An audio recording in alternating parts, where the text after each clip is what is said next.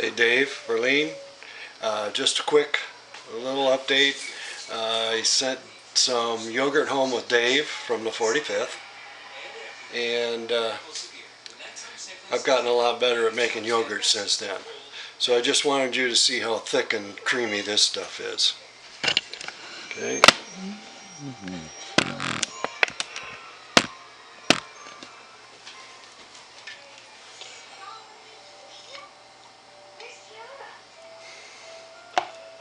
And it's really great. This is flavored with some brown sugar and vanilla.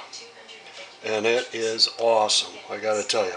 By itself, none of that tart taste. It is all creamy, no tart. And as you can see, I don't know, maybe you can't see, there's almost zero liquid floating on the top. This stuff is good. Yeah, made with whole milk.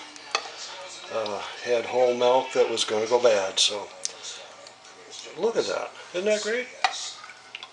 Hey, quick video for you. Later. Bye-bye.